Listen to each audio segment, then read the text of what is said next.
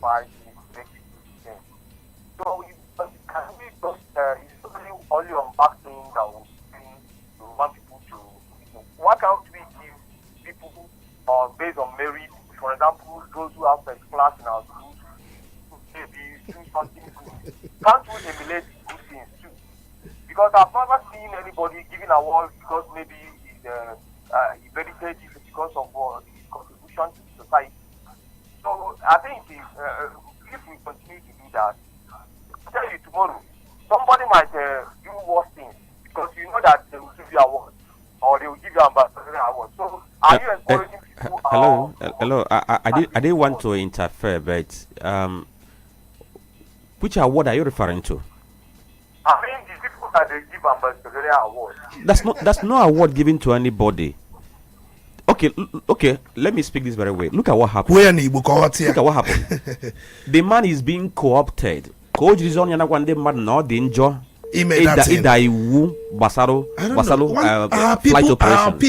of our people are unteachable. They are unteachable. No, Tony, please. I say some, but that's fact. Some are unteachable. Please, Tony, don't go that way. Yeah, I'm not going that way, but I'm speaking the truth. Some of our people are unteachable. Hello, some, not all of them. Good morning. Good morning to you, man. You're welcome. It's good to have you. In fact, if I have to explain this, let me explain this. In fact, this is more higher punishment given to them. These people may not understand what they are describing there. It is higher punishment that they will work for government. They may not be paid for this. In fact, they are going to be paid for doing this. They are going to spend their money to do the promotion of whatever time that we want them to teach the people. People may understand this and know how they want to know that this is not an award. It's a kind of are you saying on the side of what Mr. Dolly said about if elections is conducted today, that trouble will keep winning based on the peculiarity before. I think he may maybe explain more the kind of peculiarity he means. Is it because if there is an election, they will write votes the way they used to do, or because of the detection of some political governors to APC, because of that? For me, if they are going to give us free and fair election, if you contest on 10 times, you will fair 10 times. Even if the whole governors is to APC. But based on that responsibility is talking about, maybe the election will be right where they used to do. On that we accept. But on the discussion, it's a no for me. Thank you very much. Okay, thank you. So we have to go to our Facebook page. Let's see the reactions there. Male Barra says, on Tinubu's departure to Brazil and Japan, of what benefits are all of these travels to all of this traveling to the countries to Nigeria? Not saying investor will invest in a volatile environment. Instead of Mr. President to be proactive in tackling insecurity so that investors will come. Why wasting our scarce resources in visits that will not be beneficial to Nigeria? Let him stay in Nigeria and give us governance. Enough of these travels. Chukudi Joshua, Mr. Speaker, please do justice to Section 137, subsection 3 of the 1999 Constitution of the Federal Republic of Nigeria as amended as it relates to our former president, Ambassador Jonathan. Does he have the right to contest or not? Also, Francis in Naman, good morning. We see you. Mazinwore Chikwadorum. I see nothing positive from Mr. President's travel, okay? Same thing with him. Ebukandolo says,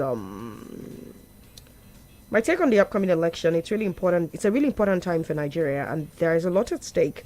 We need strong leaders who can tackle the big issues facing the country, like the economy, security, and making sure everyone has a fair shot. It's crucial for everyone to get out and vote. Ogo Chukunenye.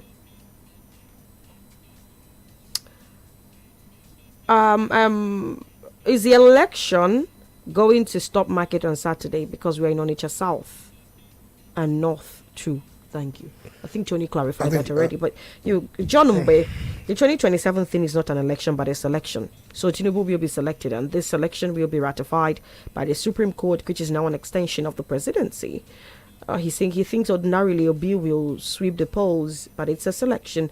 Sebastian Abigwe, Irrespective of those endorsing Mr. President for second term, Peter Obi remains a GC candidate no matter the party he joins, and the PDP shopping for former President Jonathan could be a misplaced priority, thereby sinking the party further. What Jonathan cannot do when he was in office, I doubt the possibility of doing now. Interestingly, where Obi goes, the obedient family is there for him, but the major threat to his success is the unfaithful role of the eunuch and the judiciary. All right, Master Okwe, have I taken a comment from you before? Mbechi Obi, I want to talk about the by-election in Anambra South. We're the good people from Anambra South already. Nice. Good to know. Henry Elu says, while other countries are fixing their problems, our leaders are fixing travel diary. Nigeria is battling hunger, insecurity, and a failing economy, yet the president is more at home in foreign airports than in our travel states. And Mr. Peter Obi is coming to salvage this country, and whoever that will stand against the project will be, as President 2027, will face the wrath of the gods, he says. Wrath of the gods of Kuchland, my dear. The land of Facebook. I was kidding. Solomon Ofo, he says our electoral process should be well reformed to restore hope and confidence to the electorates. The opposition coalition should give Mr. Peter Obi the president should take it to enable the party, make the party a significant impact come 2027 elections. Okay, so take it for that. So talking about the electoral reform, we are breaking the ice now that we invited those who are contesting for Onitsha North 1 constituency for them to appear on this platform and talk to the people, and they consented. Like 3 of them consented. Many of them said, they had touched it, but 3 said we are going to be available. In fact, even to this very moment, in this very morning, one person confirmed that she was on her way. But here we are, we didn't see any of them. And I'm just wondering, what does this speak about people who want to represent the people? That's number one. Then when I talk about the reactions that have come from people, I want to talk about what came up from the FEC meeting yesterday, because FEC meeting yesterday, a lot happened. One of them was the federal government has approved a 7-year moratorium on the establishment of new federal universities, not just universities, and federal tertiary institutions. For 7 years, no new one. Let's focus on the ones we have, use our funds to make them to stand out. Then that same yesterday, FEC also approved 142 billion naira for the construction of modern bus terminals across the country, and it's going to be in the 6 geopolitical zones in Nigeria. For the northwest, it's going to be in Kano. For the northeast, it's going to be in Gombe. For southwest, it's going to be in Abeokuta, and for the southeast, it's going to be in Onitsha. And people are asking questions: why federal government doubling into construction of bus terminals? Is that what people need or not? And then after this, we learned that Mr. President today will be headed outside the country. Tony, we have 2 minutes. How can I answer all these questions in 2 minutes, Franklin? You will. Yeah. All right, where do I begin? So am I going to begin with the university that's moratorium? Moratorium means a cap that 7 years, nobody should be talking about federal universities in the country unless we must equip, fund the ones already existing. We have a population, I've always argued that we have a population that is growing geometrically. Presently, we've got quite a lot of universities. Federal universities, I think we have 69 of them. And we also have about, when you talk about federal polytechnics or Federal College of Education, I think we have about 27 of them. And then when you talk about federal polytechnics, we have about 40 of them. So if you add 69, 40, and possibly 109, and then possibly the College of Education, that is about 27. So that gives you the number we have in the country. And remember, it does not stop states from having their universities. In fact, as we have states, we have about 66 state universities in the country. And I'm also aware that we also have about 54 state colleges of education in the country. So I understand the reason behind this, but I guess the real deal is not about giving the moratorium. Make a distinct mark on funding education. If we can set our budget 20%, 25% for education, very essential. The population is growing. There are many people who are still out of school, and we still keep recording out of school children, and we keep having not enough places. And if you go to lectures, you see students loitering around, the lecture rooms crowded. We need more lecture classrooms, fund these things as against keeping a moratorium. Maybe the moratorium will enable you to fund. I don't think so, but we must look into this. And then he talked about the other one, about the bus terminal. I think, well, you may like it or not, the governor of Anambra State has shown strong passion to attract anything federal to the states.